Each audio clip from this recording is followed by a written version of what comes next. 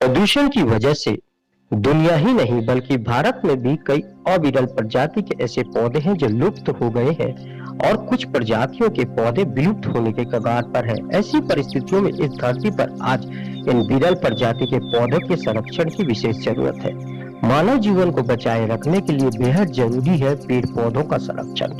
पर्यावरण को प्रदूषण मुक्त करने के मकसद से रिसरा के गांधी सड़क इलाके में स्थित विख्यात सरकारी उच्च माध्यमिक हिंदी माध्यम विद्यालय रिसरा विद्यापीठ के प्रधानाचार्य प्रमोद तिवारी ने विद्यालय में जैव विविधता पार्क की स्थापना करने का बीड़ा उठाया। इस पार्क में विभिन्न तरह के विरल प्रजाति के सैकड़ों पेड़ लगाए गए हैं। पेड़ पौधों की सेवा और संरक्षण का काम विद्यालय प्रबंधन ने उठाया है। श्री तिवारी ने बताया कि हाल ही में किए गए सर्वेक्षण के अनुसार भारत में विरल प्रजाति के पौधे विलुप्ति की कगार पे हैं, तो कुछ प्रजाति विलुप्त हो चुकी है, जिसकी मुख्य वजह है पेड़ पौधों की अवैध कटाई, प्राकृतिक आपदा, जंगल में आग लगना, तेजी से बढ़ता शहरीकरण, वैश्विक तापमान में वृद्धि, प्लास्टिक प्रदूषण, जानकारी का अभाव, तस्करी, जंगलों की अंधाधुंध कटाई, बाढ़ इत्यादि।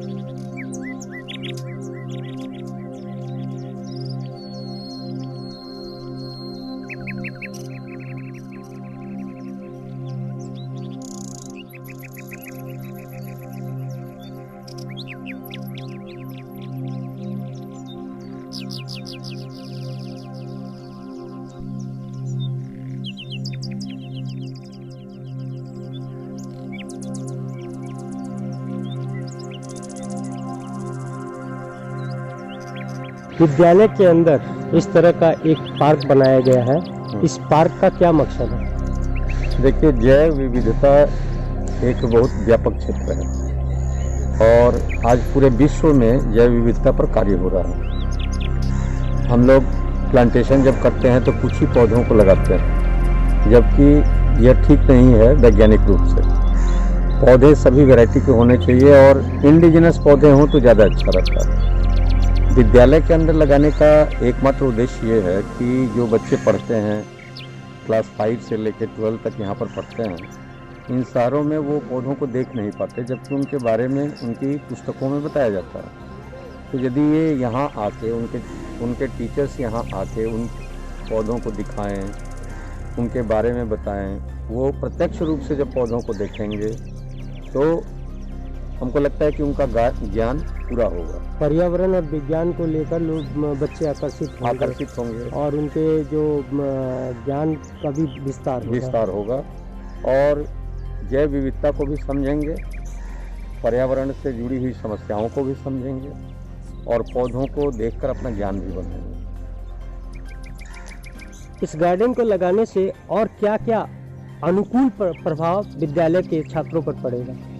देखिए, एक तो मनोदशा तो विद्यार्थियों की परिवर्तित होगी ही, साथ ही साथ यहाँ का माइक्रो क्लाइमेट जिसको हम लोग बोलते हैं वो चेंज होगा। ये रिसरा वैसे ही बहुत प्रदूषण युक्त जगह है और पेड़ पौधों की कमी भी है, तो यहाँ पर यदि पेड़ पौधे लगें तो कम से कम स्कूल आवर्स में जितने देर बच्चे रहेंगे उनको भरपूर ऑक्सीजन मिलेगी, उनका स्वास्थ्य ठीक रहेगा और पर्यावरण से प्रदूषण से उनको मुक्ति भी मिलेगी।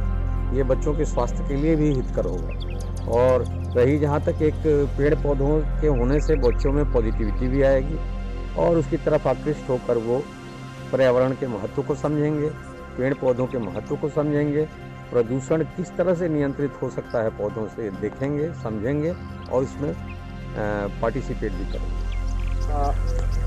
पौधा है और महुआ का पौधा एक इंडिजिनस भारतीय पौधा है, मधुका इंडिका इसका नाम है और ये पौधा रिसरा और आसपास के अंचल में जल्दी दिखाई नहीं देता। बच्चे जब पढ़ते हैं इसके बारे में तो महुआ कैसा होता है उसकी जानकारी इनको नहीं मिल हो पाती है। और किस तरह के पेड़ यहाँ पे लगाए गए हैं? यहाँ पर हम लोगों ने बांस लगाया है, आम लगाया है। बांस की विशेषता क्या है? बांस लगाने का बांस एक तो वो अपनी पढ़ाई के लिए प्रयोग में ला पाएंगे और दूसरे इससे जो बांस वगैरह निकलेगा उसका कंस्ट्रक्शन में यूज़ होता है, वहाँ पर हम लोग यूज़ कर पाएंगे।